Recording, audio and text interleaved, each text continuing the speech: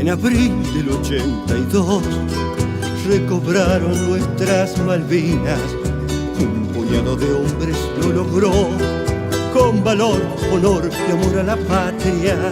Allí dejaron sus vidas por nuestra tierra querida. Soldados, guerreros, gurises de esta bendita Argentina.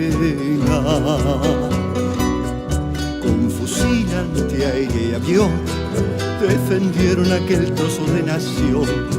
649 cumplieron su juramento.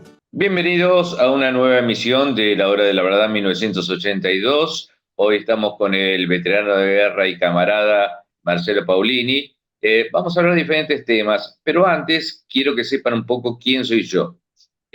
Nunca lo había comentado anteriormente. Yo soy un periodista del cual me formé hace más de 45 años. Trabajé en ATC, trabajé en TN, trabajé en Canal 13. Soy matriculado con la matrícula 13.324 de periodista profesional. Fui subdirector de la cadena iberoamericana de radio y televisión argentina. Ahora actualmente estoy para la agencia internacional CNA y soy corresponsal de guerra. Y ahí vamos al tema. Para ser corresponsal de guerra, uno tiene que pertenecer a alguna fuerza. En el caso del ejército, son corresponsales militares porque la palabra guerra se sacó después del conflicto de 1982. Y en el caso de la Fuerza Aérea, son corresponsales de guerra todavía. En el caso de la Armada, son corresponsales navales y corresponsales de guerra naval. Son las dos categorías que tiene la Armada. En el caso del Ejército, tenemos la equivalencia a oficiales subalternos durante los primeros 5 años y después oficiales jefes, de los cuales la preparación consiste no solamente en teórica, sino también física, y también pertenece a la instrucción y el conocimiento de la historia de la fuerza.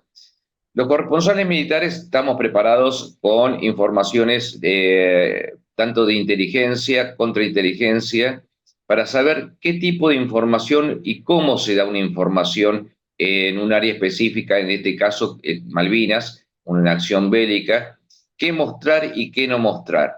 Muchos de ellos, de los que había en Malvinas, solo había un corresponsal de guerra, que era Eduardo Rotondo. El resto eran todos periodistas acreditados ante la fuerza y corresponsales, pero de cada medio, no corresponsales de guerra. Tanto así que el 3 de abril, cuando llegamos con la delegación de 40 periodistas aproximadamente a las islas, de los cuales el general Menéndez quería que se quedaran en las islas, no todos porque éramos muchos periodistas. En mi caso yo pertenecía a una fuerza, no estaba cumpliendo el rol periodístico exactamente, era controlar, vigilar las informaciones que salieran de las islas hacia el continente. De los cuales el mismo día 3 de abril se decidió que regresaran la mayoría de los periodistas. Quedaron de la agencia TELAM, quedó Nicolás Casanseu, que él volvió el mismo 3 a Comodoro Rivadavia, y el día 4 con Daniel Mendoza regresan a las islas. Daniel Mendoza inclusive estaba para ATC. Y hoy vamos a hablar justamente de los corresponsales de guerra, de los que supuestamente dicen que son corresponsales de guerra, y me refiero específicamente al periodista y escritor Nicolás Casanseu, que su verdadero nombre es Nikolai Leonidovich Kazantsev, que es de origen ruso, nacido el 31 de mayo de 1948, de nacionalidad austríaca y argentina, pues como lo dije antes, periodista y titular, y actual director de la Gesta de Malvinas en el Senado de la Nación. Y ahora sí, le damos la bienvenida al veterano de guerra del Atlántico Sur, como a él le gusta que le diga, Marcelo Paulini. Hola, ¿cómo estás, Daniel? ¿Cómo estás, camarada? Muchas gracias por esta invitación, esta oportunidad. Interesante y felicitarte por esa trayectoria, por todo lo que has desarrollado, tu experiencia, que es una experiencia que seguramente debería ser recogida por muchos centros de veteranos de guerra del país, porque habla de esa cuestión tan importante y tan vital que es la información, sobre todo en época de guerra y en una situación muy compleja de la República Argentina, porque estábamos en un gobierno de facto, una dictadura militar, pero no solamente que era una realidad de la República Argentina, sino de prácticamente toda Hispanoamérica estaba en esa situación, ¿no? Con estas cuestiones latentes de lo que significaban estos, digamos, estos episodios ya finales de algunos de estos regímenes que estaban de alguna manera prácticamente afincados, ¿no? Después de tantos años en distintos países, como el caso de Chile, por ejemplo, ¿no? Paraguay, Uruguay. Bueno, toda esta cuestión hace también al entorno y la información así se vuelve vital, necesaria, sobre todo cuando está comprometida también por lo que se entendió en muchos aspectos lo que fue la censura. Y hay cuestiones que hacen a la guerra que más allá de alguna censura impuesta también tiene que ver con cuestiones tácticas del desarrollo del combate. No se pueden dar ciertas informaciones porque también es una manera de llegar al enemigo y te pueden jugar, digamos, en un proceso en contra para las acciones que van a tomar. Entonces, yo me imagino que habrá sido muy difícil y después, obviamente, ya con el diario del lunes se empiezan los cuestionamientos de por qué se dijo esto, por qué no se dijo lo otro, pero hay que estar en ese momento y analizarlo desde ese lugar.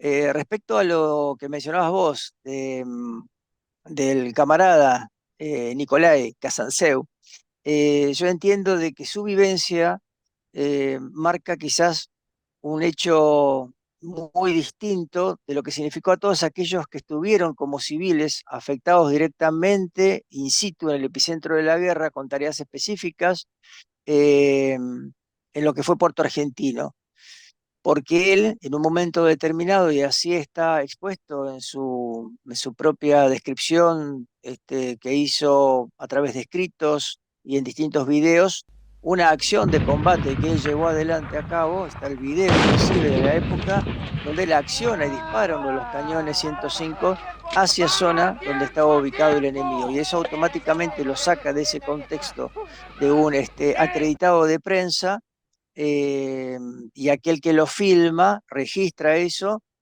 y pasa a ser una especie de milicia activa combatiente eh, al haber hecho ese tipo de acción. En este caso, cabría preguntarte, ¿no?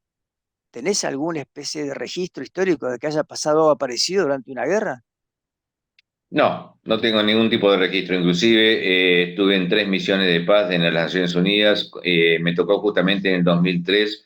Llegamos a Chipre y se desata la guerra de Irak y no hubo ningún caso similar. Ahora, yo pregunto, ¿no? Digo, en esta cuestión, ¿qué hubiera pasado si, por ejemplo, Zaineldin o el mayor Jaime, donde estaba yo en el Dos Hermanas, hubiese habido un civil cerca, le hubiese dado un fusil sin instrucción, sin nada, le hubiese dicho, bueno, apunte y tire para ese lado? No hay un código de justicia militar, no hay un ordenamiento en la reglamentación en el régimen militar argentino que diría, no, eso no se puede hacer y debe ser automáticamente sancionado el oficial. No, sí, no solamente el oficial, sino cualquier personal de cuadro que cometa un error como ese. Por ejemplo, a mí me tocó cuando la revista Gente decía estábamos ganando, que era una acción psicológica, decirle a los periodistas que no estaban en las islas, que estaban en el continente cuando yo ya volví el 13 de mayo, no podía ocultar, yo soy muy nacionalista, muy patriota y no podía ocultarle la verdad a mis colegas y les conté la verdad. Eso me llevó a un consejo de guerra bajo justicia militar, del cual no voy a dar pormenores del mal momento que pasé y las amenazas de muerte que recibí de parte de determinados militares. Pero efectivamente existe la justicia militar en ese momento y podía haber sido inclusive considerado alta traición a la patria con fusilamiento. Claro, porque en ese momento hay que recordar a la gente, aquellos que nos ven, nos escuchan y se interesan en este tema de la cuestión Malvinas, la cuestión de la veteranía de guerra, que estaba vigente el Código de Justicia Militar, que era la ley 14.029, que fue derogada recién en el año 2008. Cuando un código de militar, de justicia militar está activo, las penalidades en época de guerra se agravan, no solamente para el soldado conscripto, también para el personal militar de carrera, ya sea suboficial u oficiales. Entonces, hay cuestiones que hacen a historias que han pasado dentro de lo que significó ese epicentro de la guerra y también en los lugares que se fue replicando, porque a eso tengo que hablar de todo el país, en la participación, donde ese código regía con absoluta plenitud. Es decir, que si el soldado conscripto que tenía obediencia ciega, no obediencia debida, cometía una falta, y en ese momento se establecía algún tipo de tribunal en campaña, y por ejemplo una deserción en los puestos fronterizos. Imagínate frontera con Chile, los que están ahí abandonan la guardia y se van porque tienen frío, o porque alguien les da una orden de que se tienen que ir, un suboficial. eh, las penas son para el soldado si cometió eso, pero también para aquel suboficial u oficial que está a cargo de eso. Y en ese sentido, como bien decís vos, la pena máxima podría haber sido justamente la pena de muerte. Recordemos que lo que fue la contienda bélica durante abril del 82 al 15 de junio del 82, en ese momento había una dictadura militar y no había sido, a pesar de no haber sido una guerra declarada, es una guerra no declarada, pero sí amparada bajo lo que es también ese régimen de código supraconstitucional que es la Convención de Ginebra, eh, regía plenamente lo que era una dictadura y podían haber tomado determinaciones que después se hubiesen llevado a otro análisis, pero no se ejecutó ningún órdenes de pena máxima en la República Argentina, en ninguna parte de lo que es el área bicontinental, por poner un marco general del momento. Lo que sí se establecieron fueron penalidades, como calabozos de campaña, y cuestiones que hacen a esto que se ha denunciado hace unos años por parte de ciertos grupos de veteranos, que son lo que sabemos que llamaban abusos y torturas, y cuestiones que ya van entrando también en otro terreno de una cuestión que tiene que ver más con lo ideológico que con la situación en sí que vivieron en algunos sectores, soldados conscriptos y personal militar de cuadro. Pero creo que esa es la cuestión, ¿no? Habiendo un Código de Justicia Militar y un ordenamiento para todo esto, y establece funciones y misiones también, tanto para los sanitaristas, para el personal castrense militar religioso, para todo lo que significan aquellos convocados para ciertas tareas, como bien lo estás refiriendo vos, los acreditados de prensa y aquellos que son corresponsales de guerra. Y en el caso de Eduardo Retondo, no soy quien para decirlo, pero por lo que he leído y por lo que sé y por todo su trabajo que ha hecho, en ese doble rol que tenía, doble rol digo porque era corresponsal de guerra, pero a su vez fue quien registra con fotografías lo que fue pasando en Malvinas durante la guerra. Y hasta el último día, porque Rotondo se queda y testimonia con imágenes el momento donde se va a hacer el pacto del cese al fuego. Primero era la rendición, después se modificó por el cese al fuego. Él Sí, fue la el rendición llega único en que... los 90 en realidad. La rendición llega en los 90 con el famoso Pacto de Madrid, Claro, ¿no? Donde empiezan claro. las negociaciones amistosas, por decirlo de alguna manera. Y a Rotondo inclusive lo confundían con un periodista helper. Por eso es que lo dejan acercarse y tomar esa imagen, que es donde va el comandante justamente inglés a hacer la firma de la rendición al general Menéndez. Sino, cosa que después, al enterarse que él era argentino y que era corresponsal de guerra, las fuerzas especiales británicas lo buscan para meterlo preso y él logra huir a través de un Hércules, que era el último vuelo que estaba saliendo con heridos, vestido con overol de la Fuerza Aérea, como si fuera personal de la Fuerza Aérea, y cargando heridos, que eso lo marcó a él hasta el último momento. Y es el único que testimonió con imágenes combates en primera línea. Tanto es así que recibe un disparo de un francotirador en la lente de su cámara, pensando que era un arma, por el brillo y el reflejo que la lente hacía. Cosa que Casanseu no lo vivió ni estuvo nunca cerca de primera línea de combate. Sí, yo entiendo que esa primera línea debía ser ya en el borde de lo que era entre Sapper Hills y el Tumbledown, me imagino yo, porque es hasta donde más llegaron, más no pudieron avanzar, porque si no yo tendría que decirte que en el Dos Hermanas, en el London, en el Monte Ken y en distintos lugares, se tendrían que tener imágenes que no sean propias que nosotros fuimos tomando con alguna cámara que tenía algún camarada. Es decir, tenían ciertos límites hacia dónde llegar. En el caso de Casanseu, entiendo que no ha cruzado hasta esa, digamos, línea divisoria que se produce entre lo que es toda la artillería, que está bajo responsabilidad del veterano de guerra del Atlántico Sur, el general Martín Balsa, pero no más que eso. Por eso vemos esa acción de combate donde él acciona eso y automáticamente se transforma en no un soldado combatiente, sino en una milicia, una especie de civil, milicia combatiente, porque no hay una orden emanada de la jefatura, de los altos mandos, de incorporar civiles activamente a lo que sea la guerra como parte de guerra, y con entrega de armamento. Es un hecho inédito, insólito lo que Bueno, sucedió, pero si ¿no? Para vamos al mí, caso, si de una vamos al gravedad, caso, una gravedad absoluta, más allá de que le haya infligido un daño o no ocasionalmente al enemigo, porque el que regla el tiro es el apuntador del cañón. Él lo que hace es acciona el disparador, ¿no? Y pide dos y dice, tráiganme dos vainas más para seguir disparando. Una cosa insólita, ¿no? bueno, si vamos al caso también nos podemos referir que serían parte de la milicia algunos Kelpers que no eran civiles, sino eran de la reserva de los Royal Marines que cuando se hacían las patrullas eran con calibre 22. Entonces ahí también tendríamos que pensar un poco la misma situación de Casanseo. Bueno, pero eso corresponde quizás a lo que entienda la otra fuerza, porque por ejemplo la otra fuerza, me imagino que a todas las unidades que convocó los famosos Gurkhas o mercenarios que llevaron, los hacen por fuera de su propio ejército, lo que ellos definen como sus distintas unidades. Y no los registran, inclusive no registran las bajas que pudieran haber tenido. Son como especies de milicias conexas que tienen en este caso, bueno, pero preparados de una manera, digamos, como para hacer distintos tipos de avanzadas en los que ellos actúen, y en los cuales después ellos van como limpian el terreno, después aparecen ellos con sus unidades ya propias de la fuerza británica.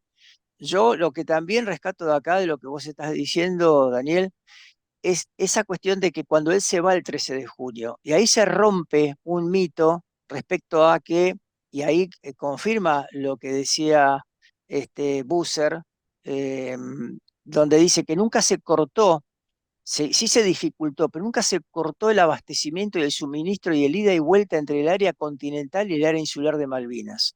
Porque si no, no pudiese haber sido evacuado ese Hércules y salir en un momento donde hay un ataque feroz ya coordinado de todos los británicos que ya habían avanzado desde el 11 de junio en esa fatídica avanzada de esos 100 kilómetros de San Carlos a Puerto Argentino, que le llevó casi un mes al ejército más poderoso, avanzar, ¿no? Con toda su tecnología, con todo lo que quieran ayornarlo al tercer ejército más poderoso del mundo y el primero junto con la OTAN.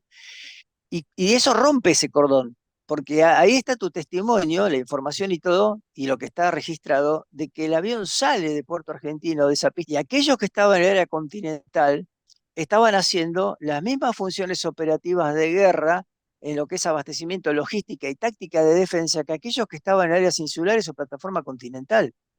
Siempre volvemos al mismo tema de lo que significa ser reconocidos como parte de una guerra, de un país entero, no de un área determinada. No es la guerra de Malvinas contra el Reino Unido.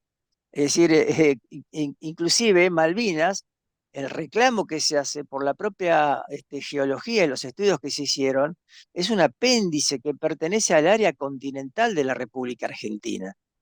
Entonces, los que están sobre lo que es la turba malvinera, si se quiere, están pisando el mismo suelo que aquel soldado que estuvo en cualquier lugar del país, pisando suelo argentino en defensa de la patria, bajo bandera, bajo el régimen militar argentino, Código de Justicia Militar, Convención de Ginebra, en la misma actitud y razón de ser en época de guerra. Increíble, ¿no? Nicolás tiene sus pros y sus contras, ¿no? En las islas. Sus contras, bueno, que hasta el día de hoy sigue siendo que él salió a horas de la rendición, primero que no fue rendición, tampoco fue a horas porque fue al día siguiente, que él es corresponsal de guerra, era corresponsal de Canal 7, porque él venía de Canal 11, de trabajar en Canal 11, lo llaman el productor de Canal 7 para que, pues sabía que a él le gustaba este tipo de cosas. Entonces le propone, porque en ese momento Gómez Fuentes no podía, tenía que hacer otras cosas, y fue elegido él para ir a las islas. Entonces él fue como corresponsal de Canal 7, y él debe decirse o titularse corresponsal de guerra porque era un corresponsal de un medio en una situación de guerra, pero no era corresponsal de guerra.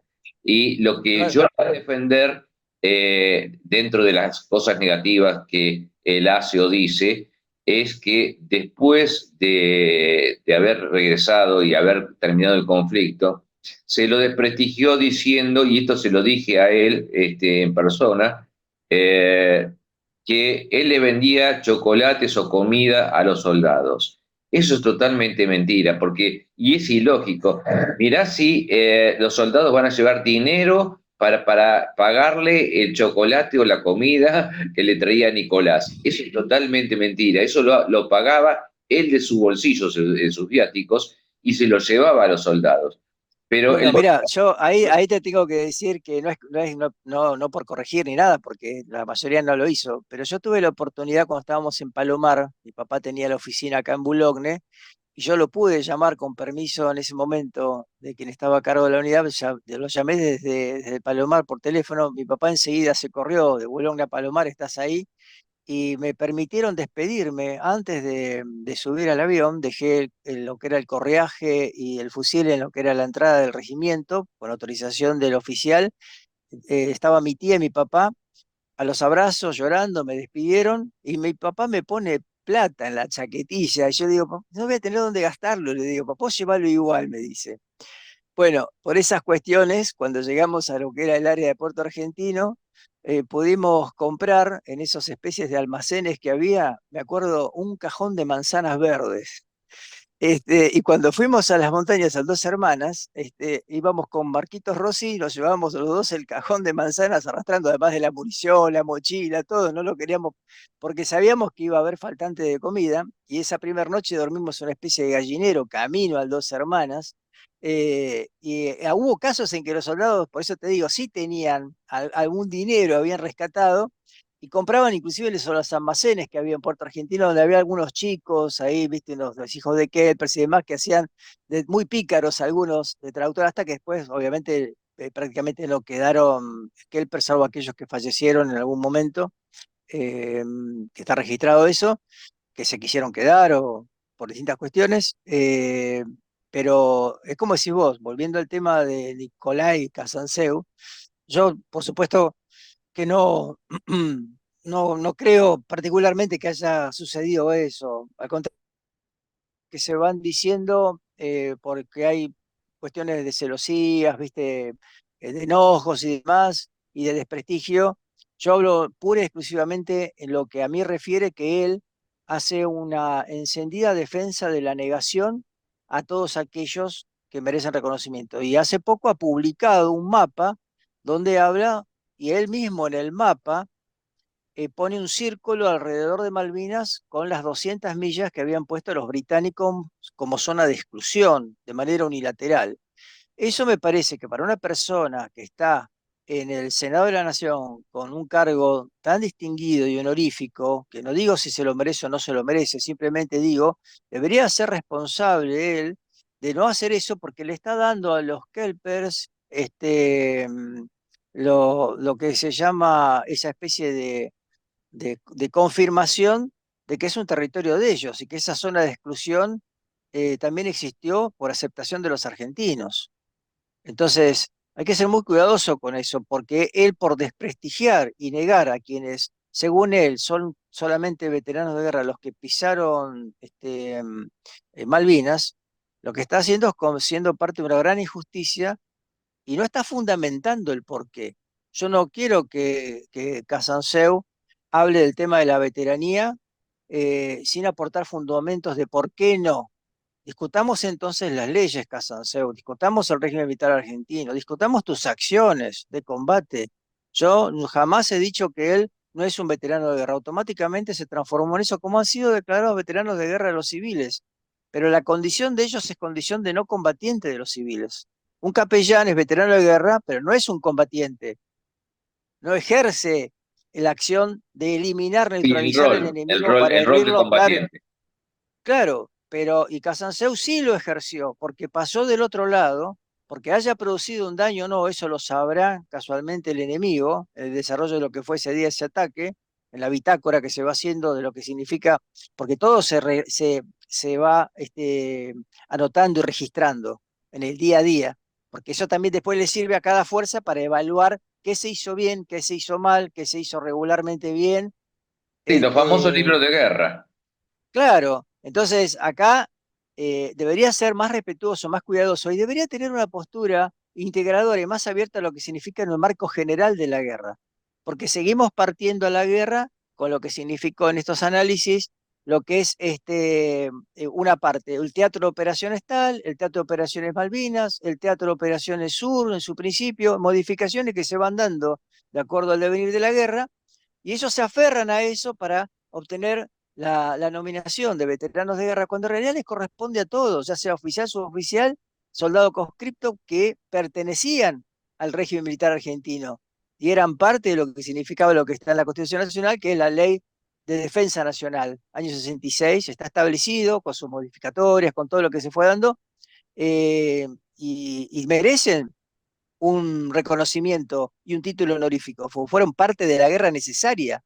Vos no podés vaciar los cuarteles y dejar los puestos fronterizos vacíos y dejar todo para concentrar 80.000 soldados en un punto determinado, porque es como si todos los jugadores en una cancha fueran todos al área del rival y dejaran al arquero solo, hasta el arquero se fuera. O sea, si lo ves, y podés hacer muchas comparaciones y metáforas al respecto, pero todas te van a llevar al mismo camino.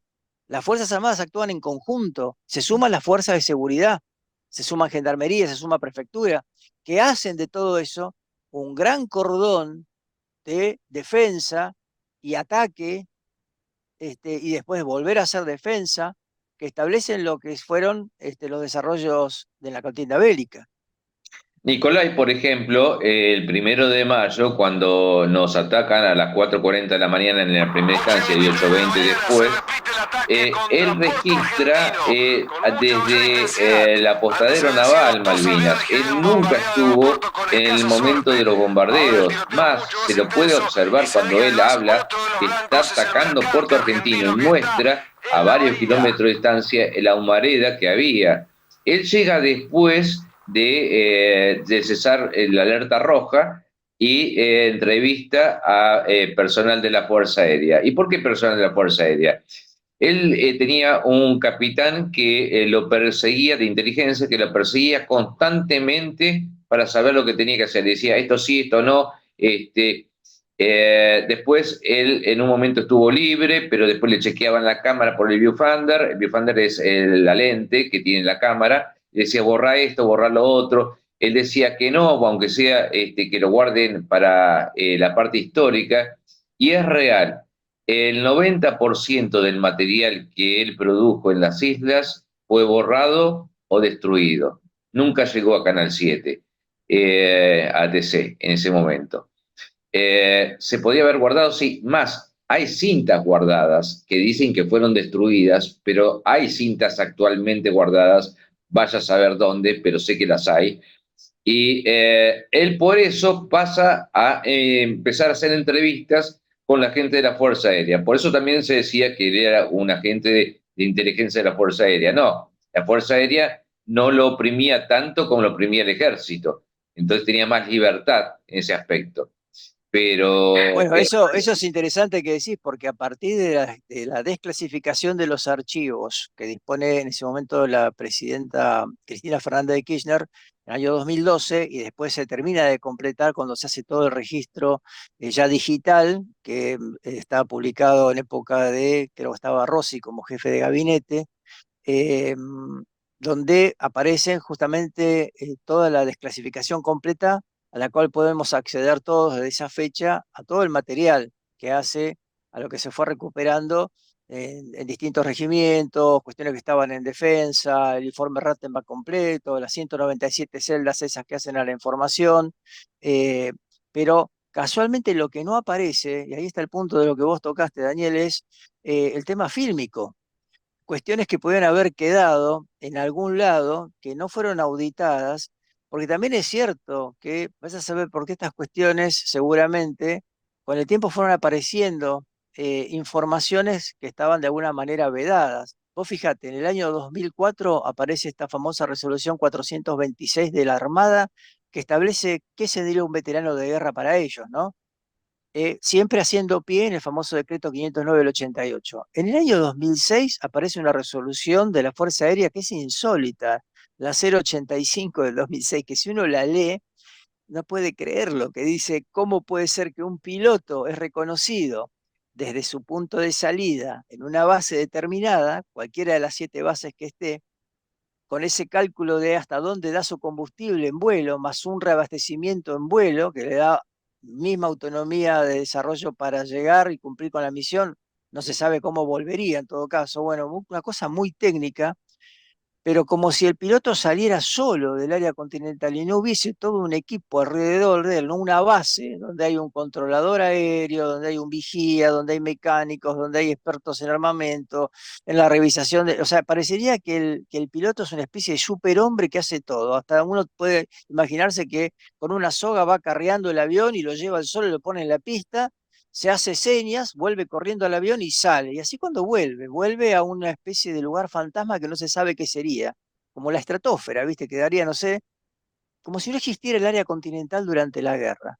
Entonces, es muy difícil. Casanseu hace honor a esta negligente, y yo podría decirte, sonsa negación. Marcelo, para aclararles un poco a toda nuestra audiencia, inclusive a vos, porque el tema periodístico es un tema muy amplio, el cual nos llevaría mucho tiempo desarrollarlo.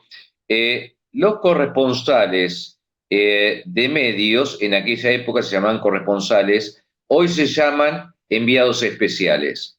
Eso no quita a que uno sea corresponsal de guerra por más que esté en una acción bélica como la que fue Malvinas.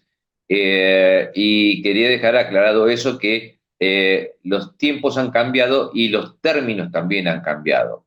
En el caso de Nicolás Casanseu, se puede decir muchas cosas, inclusive está mencionado en el informe Rattenbach, como que hay situaciones dudosas con respecto a las informaciones que él daba y que habían transcurrido supuestamente a un acto de espionaje contra la Argentina enviando material a través de la Embajada Norteamericana a Inglaterra. Eso no se ha podido comprobar hasta el día de hoy porque si no, indudablemente hubiera sido juzgado. Pero vamos a un tema que nos incumbe a todos, que es el tema que él, como titular de la dirección de la Gesta de Malvinas del Senado de la Nación y que la vicepresidenta Villarroel le pide que malvinice, él niega a los 649 héroes de la Gesta de Malvinas, pero dice que son 632, pero en su oficina tiene un cartel que dice 649. Pero lo peor de todo esto es que él no acepta que se sigan reconociendo veteranos de guerra. Bueno, porque ha pasado de ser un cronista, un cronista es quien hace acopio de información, registra imágenes y va tomando un registro de todas esas vivencias. Es un no combatiente, es decir, no combate activamente, salvo el caso de él que sí se transformó en lo que habíamos hablado antes, y tiene una oportunidad, yo diría histórica, de dejar una huella en lo que él pudo comprobar, en lo que significa ser un soldado, estar presto a dar la vida por la patria. Él arriesgó su vida estando ahí, como la de los civiles que también estaban ahí, como vos lo hiciste también estando ahí. La diferencia es que vos tenías una pertenencia castrense, sabías lo que hacías y también entendías de que en una época tan convulsionada como refiere a estar bajo dictadura militar, había censura. Y la censura obedece a aquello que ellos entendieron en dictadura era en resguardo de lo que ellos entendían salvaguardar a la nación. Entonces elegían qué tipo de información iba a llegar. No se podía hacer cualquier programa de televisión, no se podía cantar cualquier canción, ya sea de folclore o de rock, que explícitamente hiciera alusión a la situación política, social del país. El 30 de marzo del 82 fue la marcha con Ubaldín a la cabeza, pan, paz y trabajo. Los argentinos cantando Viva la Patria, no avalando la dictadura, pero sí haciendo en ese paréntesis lo que significaba esa cuestión del ser nacional tan arraigado con el tema de lo que significa Malvinas, que no es una cuestión netamente de la tierra, es una cuestión que tiene que ver con lo que es la defensa en la independencia, la soberanía de los valores con los cuales fuimos inculcados, el amor a la patria, la bandera, los símbolos, el himno, a ese sacrificio que hicieron aquellos que lograron esa independencia en esas batallas, en esas guerras civiles, soldados, próceres que tenemos, porque si no perdemos esa identidad de que nos oponemos a que los pueblos sean dominados, sean suprimidos, sean explotados. Nosotros somos un país que fue liberando a otros países. Ese es el compromiso. No es que fue haciendo de cada país liberado una conquista propia y anexado a su propio territorio.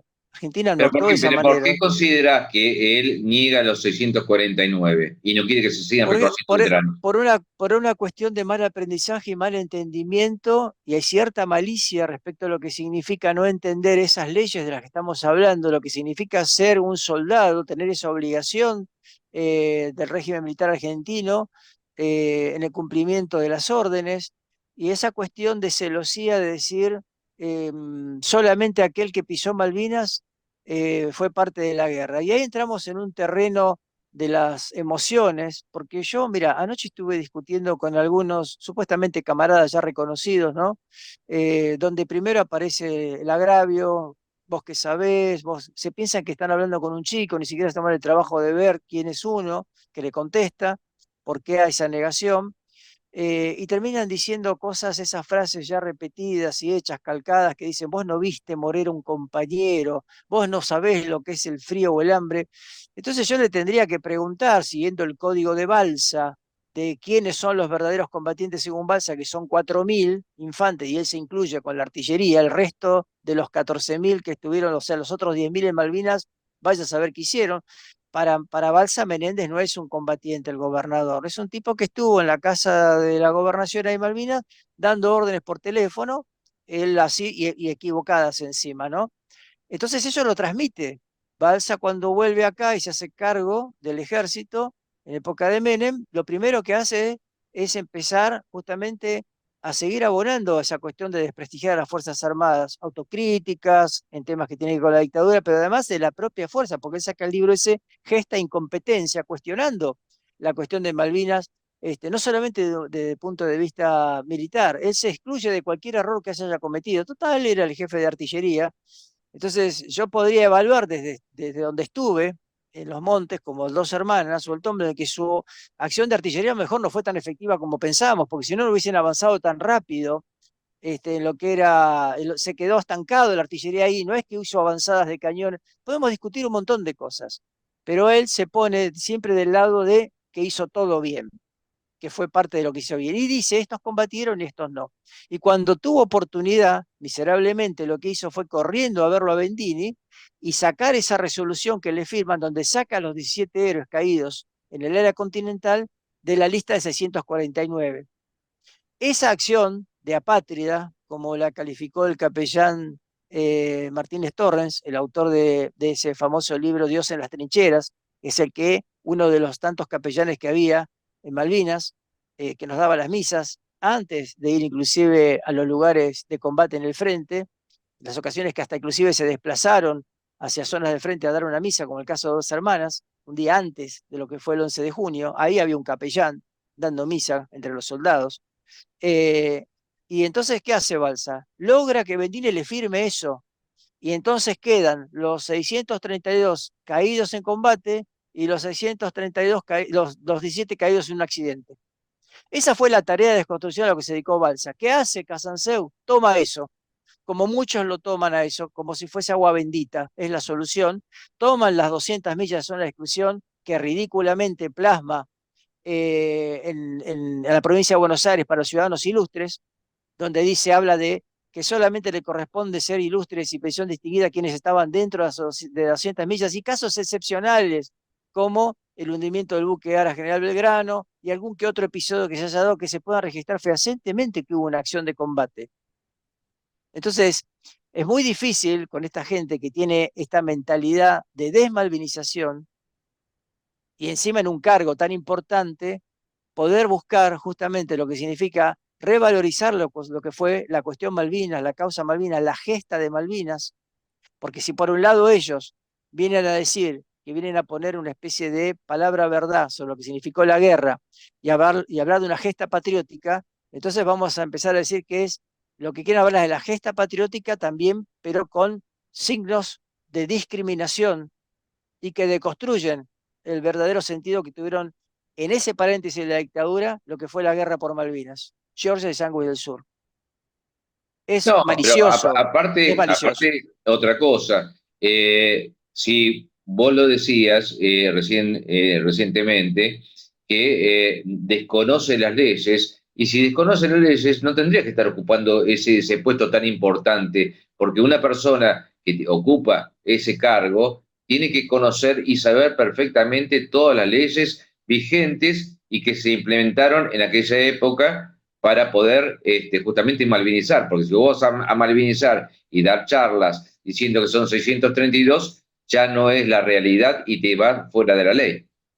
Mira, si yo estuviera en ese cargo, lo primero que haría es buscar mesas de concilio e integración y poner en valor la verdadera historia por Malvinas.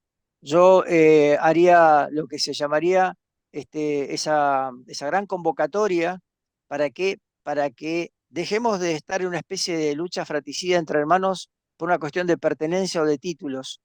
Cuando hablo de esas emociones que vierten muchos en el Facebook o en distintos escritos que hacen, donde dicen, vos no viste morir a un compañero, yo les pregunto, ¿los 14.000 soldados, los 14.000 soldados utilizaron su arma accionándola, disparándole al enemigo? No, ¿Qué son? no, Nada.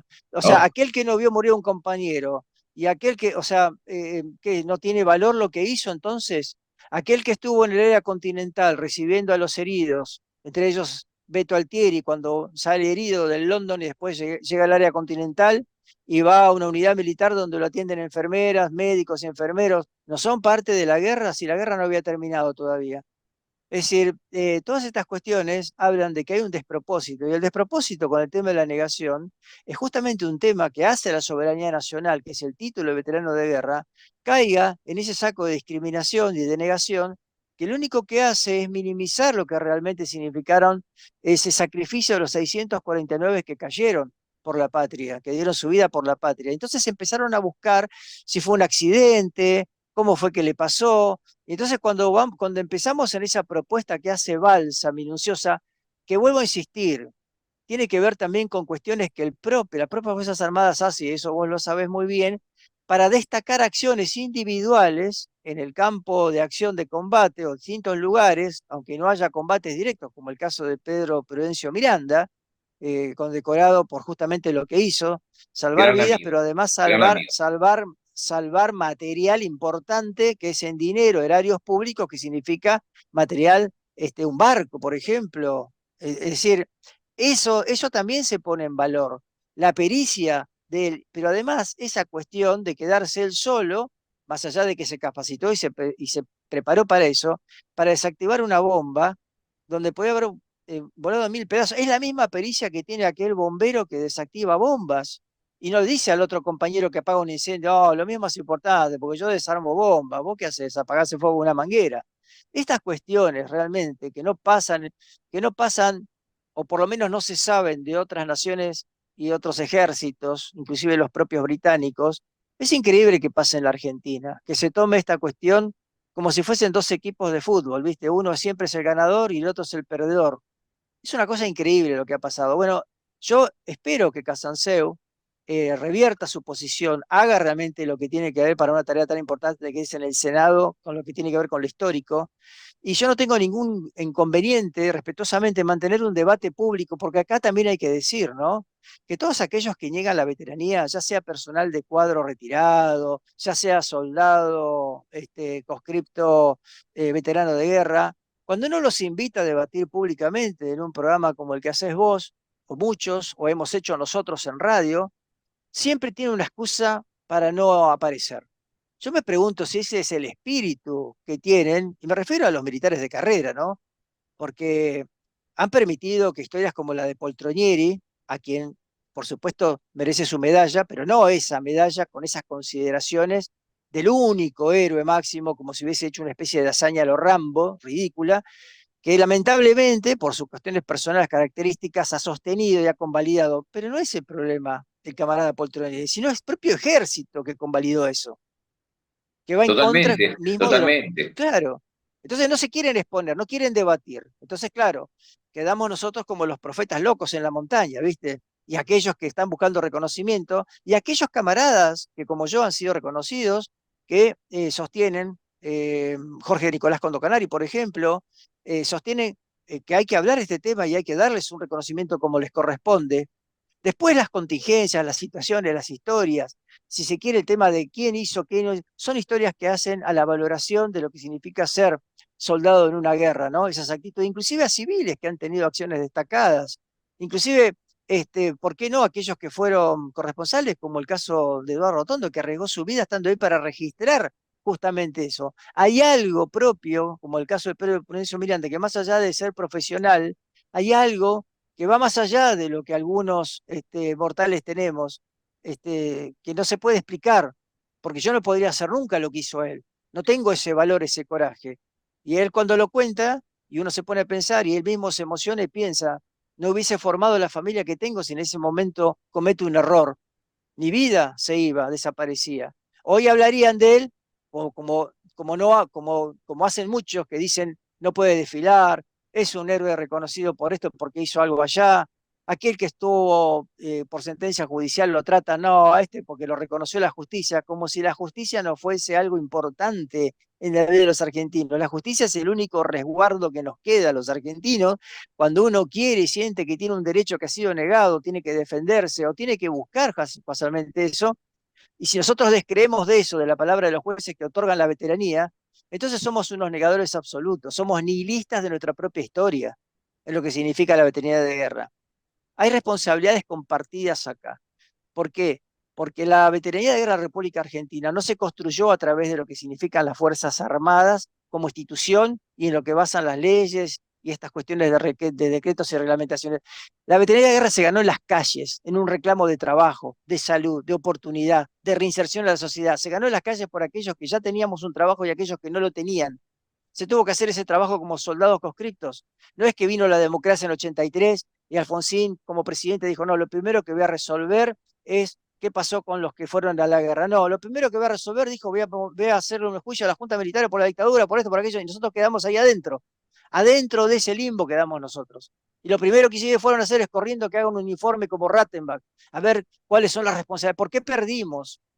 Claro que después no se fijaron todos los convenios que firmaron desde la democracia hasta la fecha, faltan muchos convenios de esos cientos de esos ciento y pico de convenios que se firmaron, y entre ellos hay uno que es muy importante, que es después de la declaración conjunta de la reanudación de las negociaciones bilaterales con Gran Bretaña, que habla, por ejemplo, en 1994, dice, comunicado de prensa británico, cumpliendo con dicho mandato, el grupo de trabajo examinó el funcionamiento del sistema, considerando que ha sido adecuado. Las delegaciones mantuvieron un positivo intercambio de opiniones, informar a sus respectivos gobiernos sobre su resultado y recomendarán a sus gobiernos la distancia de 55 millas náuticas contenida en el párrafo 1.2.a de la declaración conjunta del 12 de julio del 93, que deberá ser reducida a 50 millas náuticas. Argentina le está reconociendo de las 200 millas que nunca le reconocimos, 50 millas náuticas de independencia que le da Estado ribereño a los Kelpers. Ya olvídate de la Convemar. Y seguimos en esas posturas, Y seguimos en esta lo cuestión. peor que ahora tenemos un presidente que admira a Margaret Thatcher, a Ronald Reagan, y una canciller que con sus palabras tal vez no quiso decir eso, pero lo dijo, que los ingleses son inquilinos de, como si los argentinos fuéramos los propietarios de las islas y le alquilamos a los ingleses las islas, que no son usurpadores, son inquilinos. Eso realmente ha caído muy mal en todo el ambiente de los veteranos y de la Bueno, sociedad. yo pienso que claro, en ese sentido, quienes deberían contestarle a quien es canciller es otro canciller del signo político que sea y responderle justamente con todo lo que significa esa cuestión técnica y de estudios que tienen que tener aquellos que estudian diplomacia, política, estadísticas, constitucionalistas, pero uno, en un ejercicio que hace sencillo, humildemente le diría a la ministra, a la canciller, perdón, le diría que, ojo, porque cada vez que habla un canciller es como si hablara el presidente de la nación, o lo que dice un canciller en cualquier parte del mundo es como Exactamente. si directamente lo dijera el presidente de la nación. Y más allá de los gustos que tenga el actual presidente, porque puede inclusive admirar a Winston Churchill o le puede encantar eh, poetas británicos, literatura británica, lo que sea, música si se quiere, todo lo que hace a gustos personales. Quizás lo que dolió es la forma en que lo dijo la admiración a Thatcher, porque Thatcher se presentó ante el mundo diciendo yo salvé a los argentinos, no de lo que fue la cuestión de la guerra que era inevitable por lo que hicieron invadir nuestras islas, sino porque los salvé de la dictadura. Gracias a nosotros los argentinos recuperaron la democracia. Entonces, cuando caemos en estas cuestiones de la negación y todas estas cuestiones de las millas y demás, estamos hablando de eso. Cuando la canciller dice eso, habría que pensar en lo básico que digo, en esta humildad de esta charla que tenemos, es que no es lo mismo un inquilino que ha usurpado un lugar, porque no hay un consentimiento de parte de quien es el que hace una oferta de un territorio, una propiedad, para que alguien lo alquile. Acá no hay una negociación previa, acá hay una usurpación en 1833 a la fuerza, y hubo un intento de recuperación transitoria que se logró con nuestro primer caído, que fue el capitán Giachino, nuestro primer héroe caído. Después vinieron los demás soldados, hasta que lo que significó el cese al fuego, como referiste vos al principio. Entonces hay que decirle a la canciller de que no, acá no hay un contrato previo. Acá no hay Ahora, inclusive, te pregunto lo siguiente. no hay convenio alguno. Te pregunto lo siguiente, Marcelo. ¿La canciller realmente le interesa el tema Malvinas? Y te lo digo por qué. Porque yo todos los años, hace 30 años, que en los primeros de abril estoy en el cenotafio de Retiro rindiendo homenaje a los 649 héroes. Este año, por una situación de enfermedad de un familiar en Paraguay, me trasladé a ese país con mi uniforme pensando que se iba a hacer un acto el día 2 de abril en la embajada o en el consulado. Me comunico con la embajada y me dicen que el embajador o la embajadora, no me acuerdo si era hombre o mujer, se encontraba, como era un feriado largo, se encontraba fuera de Asunción. Me comunico con el consulado y me dicen que el consulado también estaba cerrado, que no iba a haber ningún acto. Me comunico con la Casa Argentina Paraguaya y me dicen que esos actos los hace siempre tanto el consulado como la embajada. Es decir, no se hizo ningún tipo de acto, lo cual a mí me dolió muchísimo por argentino, por ser parte del conflicto, que no se hubiera hecho un acto en ninguna, porque en Nueva York y en Nueva Jersey tampoco se hizo ningún acto diplomático con respecto al 2 de abril. Eso no es también... Claro, porque esa fecha significa una reivindicación de lo que fue la gesta patriótica. Entonces acá hay algunos que se hacen los distraídos y de repente cuando se dijo que para el 2 de abril no había plata para los desfiles ni para organizarlos y de repente aparece con la coyuntura política de un pacto o un acuerdo que se iba a firmar por cuestiones que hacen a la agenda económica y lo que tenía que ver con la ley bases y todo lo que se discutía en el Congreso, aparece el 9 de julio, donde aparece la plata, donde aparece la organización, donde aparecen los que pueden desfilar. Y se generó esta controversia donde algunos manifestaron ideológicamente la oposición a participar en el desfile, pero la cuestión, como bien referís vos, es justamente el 2 de abril dejarlo en una especie de tras un manto de neblinas. ¿Eh? Vamos a decir por qué, porque esa reivindicación, ese feriado inamovible, inalterable que se logró a partir de lo que es el 2 de abril, marca en esencia lo que significa oposición al colonialismo, a una explotación foránea, marca lo que significa en la agenda de la ONU temas no resueltos, como muchos de las posesiones de ultramar que tienen los británicos, que no quieren discutir con esta cuestión de lo que no les importa la tierra en sí por una cuestión de ellos de historia, porque esa historia la construyeron a partir de lo que fue implantar población que no es autóctona u originaria, como se dice ahora, para citar eso como algo de ellos, y lo que se hace es una explotación terrible de lo que son los recursos y además con una apuesta mirada hacia lo que es la Antártida, ¿no? Con los recursos y lo que significa eso. Siempre Gran Bretaña ha tenido litigio con nosotros, y eso, y sobre todo con el tema de la Antártida, eso viene a este tema, ¿no? Por eso hago hincapié en las cuestiones de los convenios bilaterales. Se pone por delante las cuestiones comerciales, como una cuestión importante para el diálogo y demás, entonces se deja de lado el tema de la soberanía. Eso quedará para allá, dicen, no importa, hubo una guerra en el pasado, hubo sangre, bueno, pero acá hay que seguir haciendo negocios. Pero Business hablamos de completely, soberanía dicen y los tenemos un británicos. radar en la Patagonia. Claro, pero ese radar es algo pequeño frente a lo que significó la firma del convenio ahora con el satélite de la empresa OnWide de los británicos, que surca nuestro espacio y registra todo. Y ese satélite, el 46% de las acciones de esa empresa pertenecen al Reino Unido, no es a capital privado, Reino Unido. Es decir, son estas cuestiones que realmente uno no puede entender. Se toman medidas económicas donde divisas, llámese oro, dinero, son enviadas al Reino Unido con las excusas que quieran dar, con la potestad que tengan de hacerlo. Pero tenés un montón de lugares donde enviarlos. Si la cuestión es hacer un negocio comercial y obtener una renta, mandalo a Suiza, mandalo, no, van y lo mandan ahí.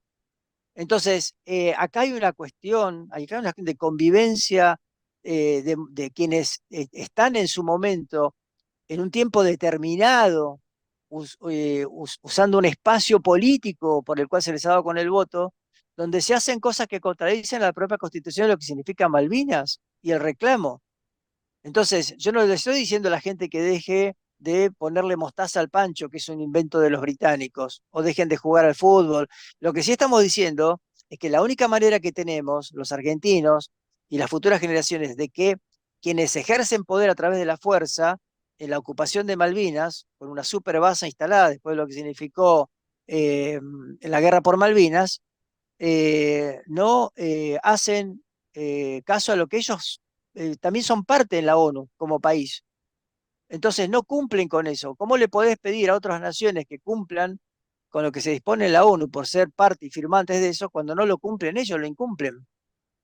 Entonces, Gran Bretaña no puede decir que porque Galtieri desconoció la resolución 503 el 3 de abril y siguió adelante con esa recuperación transitoria, Argentina incumplió. Porque en ese momento Argentina tenía una dictadura militar, no había un gobierno democrático. Ahora, restaurar la democracia, las negociaciones que hicieron de parte de Argentina fue de absoluta sumisión y rendirle prácticamente pleitesía a los británicos, en todo Ahora, sentido. hablamos de Y esta democracia, cuestión pero de, también. perdón, y esta cuestión de decir inquilinos y demás es modigerar la cuestión esta, el tema del 2 de abril, es decir, no, no hay, somos distintos nosotros, no nos vamos a pelear con Inglaterra, con el rey, nosotros queremos hablar y dialogar. Ahora yo pregunto, ¿cómo vas a forzar a ellos a que dialoguen con vos si tienen la fuerza, tienen los medios económicos, le mandás tus recursos a ellos, seguís manteniendo negocios con ellos, permitís que tengan ellos injerencia en lo que es la explotación hidrocarburífera, permitís que ellos exploten tus materias primas, se las lleven de acá, permitís que vengan y radiquen sus empresas acá con beneficios ya sea como el RIGI que están estableciendo, donde pueden venir con capitales, permitís a través de la derogación de ley de tierras que vengan los británicos y se compren 10 veces lo que hizo Benetton o Lewis. Entonces, ¿cuál es el discurso real de todo esto? Ahora vos hablas de democracia y te digo que para mí la democracia no existió justamente en el gobierno del doctor Alfonsín porque fue el primer desmalvinizador que hubo en épocas de democracia. No te olvides que él venía de una familia inglesa, él fue el primero que se negaba a reconocer a los veteranos de guerra. Bueno, tuvo una actitud en ese momento que yo entiendo que por lo que significó lo traumático de la vuelta de la democracia, porque hay que decir que la guerra de Malvinas fue la bisagra entre lo que era la dictadura militar y lo que es la democracia. En esa bisagra está la historia y la realidad nuestra de lo que significó la posguerra, ¿no? Esos prácticamente 10 años de abandono que después se traduce actualmente en esos 10 años que el Estado no le quiere pagar en reparación a los ex soldados lo que les corresponde en esa reparación que sí tuvieron otros ciudadanos argentinos que sí tuvieron algún tipo de vinculación a lo que significa ser víctima de la dictadura. Por ninguna, ni por un lado ni por el otro, nos siguen manteniendo ese limbo, ¿viste? Ellos separan muy bien lo que es la caja de lo que es el honor. Para nosotros el honor y las palmadas en las espaldas y la caja se la guardan para ellos. Sí, Ahora, pero la salud mental de todos los veteranos tampoco se tuvo en cuenta. no, por supuesto, pero esto arranca, digamos, en esa especie de entrada en democracia al país traumático. Y yo puedo pensar como vos, ¿no? Bueno, fue un tema traumático, fue la vuelta a la democracia, nadie quería hablar de la guerra, ver a los que habían sido parte de la guerra vendiendo estampintas en los trenes molestaba. Se empezó a aplicar esa filosofía nietzscheana, ¿viste? El filósofo favorito de Hitler, que decía que a los pobres o a los mendigos hay que matarlos porque si les das te sientes mal y si no les das también. Entonces, viste, era así, ¿no? Bueno, ver a un soldado en ese momento era algo lastimoso. La prensa también en ese momento empezó a hacer en la búsqueda de historias. No, empecé, en vez de buscar las historias que tenían que ver con el coraje, la actitud, empezó a buscar las historias de las miserabilidades de la guerra, ¿no? Poniéndolo justamente con, mirá, tenían hambre, frío, no les llegó el chocolate, no llegaron los guantes. Entonces se empieza a hacer como una especie, viste, de picadora de carne de la historia de lo que significó. Y eso fue generando un impacto psicológico en todos nosotros. Aquellos que teníamos trabajo apenas llegamos de la guerra, yo fui uno de esos, en noviembre del 82 entré en Entel, resolvimos esa cuestión laboral, pero siempre estuvimos atados a la situación social de nuestros hermanos excombatientes, porque fuimos combatientes, pasamos a ser excombatientes de esa guerra social y nos comprometimos con esa lucha. Y siempre cuando aquellos que llegan, una cosa es estar cuando no sos funcionario y otra cosa cuando llegás a funcionario. Muchos dijeron una cosa cuando no eran funcionarios, estaban en campaña, y después cuando llegaron y se transformó automáticamente en otra cosa y dejaron ese tema stand-by. E inclusive hicieron resoluciones como la 509/88, que la firma Terraño, Nosiglia, y quienes estaban en ese momento, en el 88, en mandato de gobierno de Alfonsín, esa resolución nefasta, la 509, que reglamentó la ley 23.109, que marca el primer inicio del camino a la discriminación, porque saca a todos los que estaban en áreas continentales y solamente reconoce plataforma continental, Islas Malvinas, Georgia, Sangre del Sur, mares circundantes y espacios aéreos correspondientes. El resto del país, los soldados, estaban en la nada, en otra cosa. Bueno, eso lo firmaron esos Del políticos. 509 vamos a hablar en otro programa porque eso es un tema que nos va a llevar su tiempo y bueno, estamos llegando al final. Nos quedan muchos temas por seguir hablando con vos, Marcelo, porque realmente Cuando quieran. tenés mucha información, podemos dialogar sobre todo lo que es el tema Malvinas, ya sea desde el punto jurídico, desde el punto bélico, del reconocimiento sí, del reconocimiento no, del 509, que es muy importante que la gente sepa que también hubo una guerra que no fue hecha por un borracho que estaba en ese momento, sino que se cumplía el vencimiento de un tratado internacional que había que llevarlo a ese punto. Pero eso lo vamos a tocar en otro programa, si te parece. Sí, me parece importantísimo, gracias por esta oportunidad. Yo pienso que cada localidad donde hubo un soldado, y fíjate que muchos consejos deliberantes están reconociendo a 42 años frente a tanta obstinación y negación a quienes son parte de su comunidad como parte de la guerra y los honran como corresponden, ¿no? Entonces, esa cuestión va subiendo desde abajo, va emergiendo desde las bases a lo que significa la veteranía de guerra. Yo me imagino que en Tierra del Fuego no solamente miran hacia su parte que está todavía usurpada por los británicos, sino también miran hacia adentro lo que significó esa defensa insular de Tierra del Fuego y de aquellos que fueron parte de las fuerzas que estuvieron ahí apostadas. Entonces, la mirada es integral, no es una mirada de separatista. ¿Se entiende? Eso me parece muy importante lo que proponés, me parece muy importante también lo que decís, lo que referís, me parece muy importante tu experiencia siendo parte de esas fuerzas de paz que han ido muchas veces a representar a la República Argentina, lo siguen haciendo en áreas de conflicto. Me parece que todas esas vivencias hacen y los dos somos veteranos de guerra de la República Argentina, enmarcados en lo que significó una recuperación frente a lo que es el poder colonial del colonialismo en el mundo que todavía está vigente. Es uno de los grandes dramas que tiene el mundo todavía. Así que Para bueno, cerrar, encantado, muchas gracias. te agradezco a vos tu participación, como siempre. Esta bandera que tengo atrás la hizo y la diseñó Mario Bugliolo, hermano del primer teniente Miguel Ángel Jiménez, alias Sombra, que fue derribado en Darwin, el cual se va a presentar esta bandera en el mes de noviembre en Ushuaia, capital de las Islas Malvinas. Hasta aquí te agradezco toda tu colaboración con la causa Malvinas y con la información que vamos a seguir llevando adelante. Entonces nos despedimos. Hasta la próxima emisión será nuestro nuevo encuentro con Marcelo Paulini, veterano de guerra del Atlántico Sur.